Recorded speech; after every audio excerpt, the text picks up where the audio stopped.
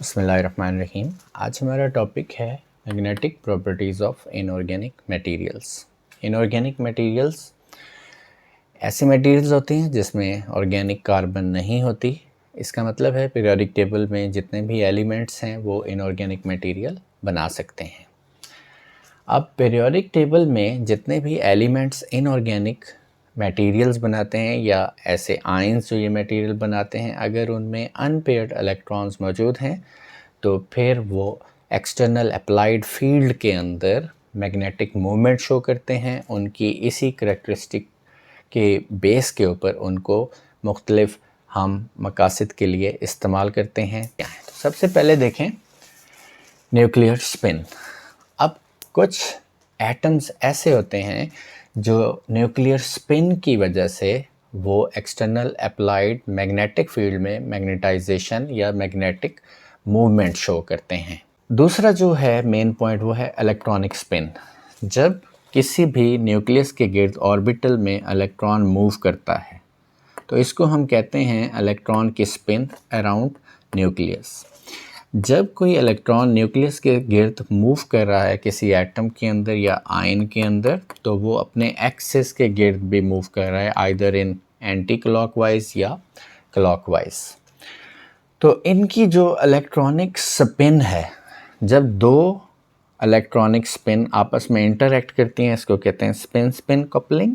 और अगर ये ऑर्बिटल के गिर्द जो इलेक्ट्रॉन मूव कर रहा है, ये स्पिन और इसकी अपनी इंट्रिंसिक स्पिन, इसमें इंटरेक्शन होता है, इसको कहते हैं हम स्पिन ऑर्बिटल कपलिंग। अब जो इसकी स्पिन है, अब डेफिनेटली इलेक्ट्रॉनिक चार्ज पार्टिकल है, जब ये स्पिन करता है तो डेफिनेटली परपेंडिकुलरली इसमें मैग्नेटिक फील्ड क्रिएट होता है। अब जब मैग्नेटिक फील्ड क्रिएट होगा, डेफिनेटली जो मैग्नेटिकली एक्टिव सब्सटेंसेस हैं जो मैग्नेट की तरफ अट्रैक्ट होती हैं, लाइक पैरामैग्नेटिक सब्सटेंसेस या फेरोमैग्नेटिक। अब जितने भी इनऑर्गेनिक मटेरियल्स हैं, उस पूरे मटेरियल में मुख्तलिफ जो एटम्स हैं या आयंस हैं, उनकी अपनी अपनी एक ख़ास मैग्नेटिक मूवमेंट की डायरेक्शन है। इन तमाम डायरेक्शन को अलग अलग डोमेन्स के अंदर क्या किया गया है, वो डिवाइड किया गया है। अब ये मुख्तलिफ डोमेन्स हैं। अब हम क्या करते हैं, एक्सटर्नल मैग्नेटिक फील्ड, हम मैग्नेटिक फील्ड अप्लाई करते हैं। जब मैग्नेटिक फील्ड अप्लाई करेंगे तो क्या होता है कि ये सारी जो डोमेन्स हैं, ये किसकी बात कर रहे हैं हम, जो मैग्नेटिकली एक्टिव सब्सटेंसेस हैं या ऐसी सब्सटेंसेस जो मैग्नेट की तरफ अट्रैक्ट होती हैं, ख़ास तौर पे फेरोमैग्नेटिक सब्सटेंसेस। अब हमने क्या किया कि इन तमाम जो डोमेन्स हैं किसी भी इनऑर्गेनिक मटेरियल में, ये डी ब्लॉक एलिमेंट्स के मटेरियल्स भी हो सकते हैं, मेटल्स एफ ब्लॉक के भी हो सकते हैं। तो अब ये जो डोमेन्स हैं, जब एक्सटर्नल अप्लाइड फील्ड हमने अप्लाई की है तो फिर क्या हुआ कि ये सारी जो इंडिविजुअल मैग्नेटिक मूवमेंट्स थी वो अलाइन हो गई to the direction of applied magnetic field. For example, ये डायरेक्शन है अप्लाइड मैग्नेटिक फील्ड की, और सारी के सारी जो मैग्नेटिक मूवमेंट्स हैं वो एक्सटर्नल के साथ अलाइन हो गई। इस डोमेन का नाम है वाइज डोमेन। फ्रेंच फिजिस्ट इसी के नेम से जो है इस डोमेन को क्या किया गया, डिफाइन किया गया है। Under applied magnetic field, magnetic movement of all individual domain become parallel or aligned to the direction of applied field। अब चूँकि ये डिफरेंट डायरेक्शंस में हैं, तो इसका मतलब है कि जब आप एक्सटर्नल मैग्नेटिक फील्ड अप्लाई कर रहे हैं तो उसकी स्ट्रेंथ अगर लो रखेंगे तो फिर ये सारे के सारे अलाइन नहीं होंगे। तो हम क्या करते हैं कि मैग्नेटिक फील्ड को, उसकी स्ट्रेंथ को बढ़ाते हैं आहिस्ता आहिस्ता। तो क्या होता है कि जो मैग्नेटाइजेशन बढ़ती है और हम इस पॉइंट पर आ जाते हैं, इसको कहते हैं सैचुरेशन पॉइंट। इस वक्त मैग्नेटाइजेशन वो मैक्सिमम हो गई है। मैक्सिमम होने का मतलब क्या है कि अब सारी की सारी डोमेन्स वो एक्सटर्नल अप्लाइड मैग्नेटिक फील्ड के साथ अलाइन हो गई हैं। इसको कहते हैं सैचुरेशन पॉइंट। इस कर्व को हम फर्दर मुख्तलिफ ग्राफिकल रिप्रेजेंटेशन के अंदर इस्तेमाल कर सकते हैं। अब नेक्स्ट लेक्चर के पोर्शन में हम डिस्कस करेंगे types of magnetic substances. Diamagnetic substances वो होती हैं जो मैग्नेटिक फील्ड में वीकली रिपेल्ड होती हैं। इनके पास आम तौर पे अनपेयर्ड इलेक्ट्रॉन्स नहीं होते, लाइक कॉपर, सिल्वर, गोल्ड। जब हम मैग्नेटिक फील्ड अप्लाई करते हैं तो इनकी जो मैग्नेटिक मूवमेंट की डायरेक्शन है वो मैग्नेटिक फील्ड के अपोजिट साइड पर होती है। इसका मतलब है कि ये अप्लाइड मैग्नेटिक फील्ड में मैग्नेट की तरफ ये अट्रैक्ट नहीं हो रहे।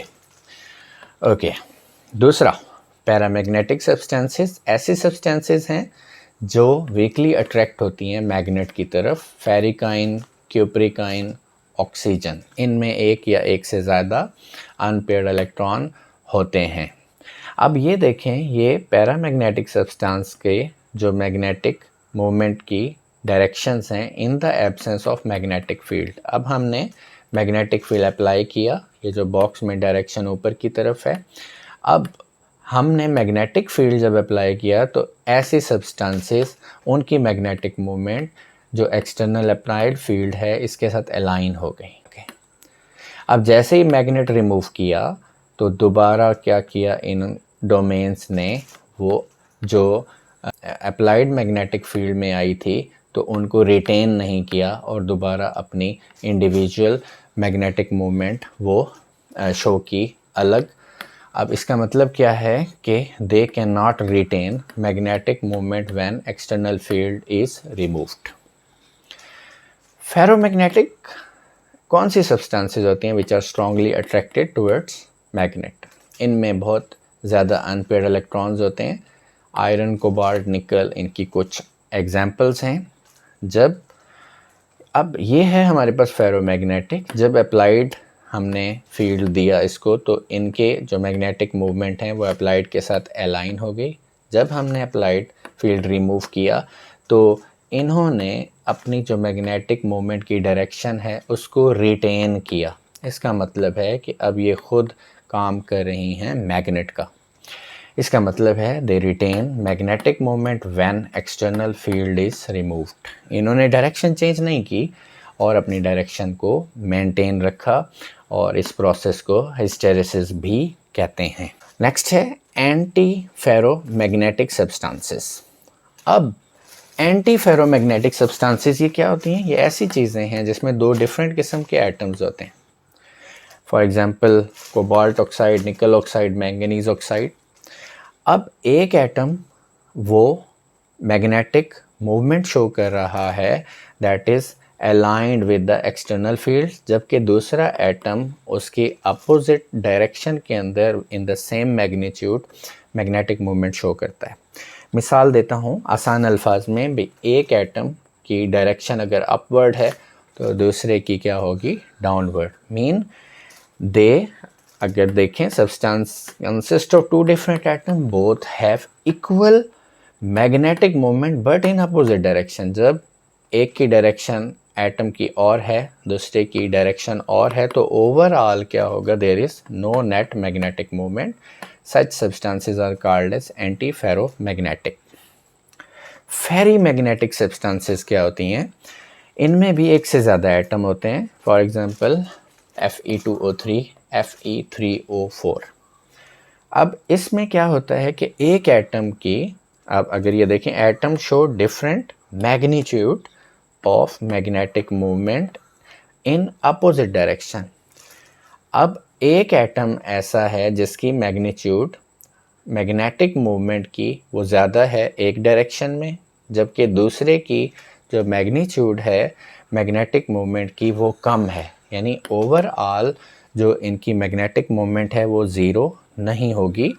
तो ऐसी सब्सटेंसेस को क्या कहते हैं? फेरी मैग्नेटिक सब्सटेंसेस।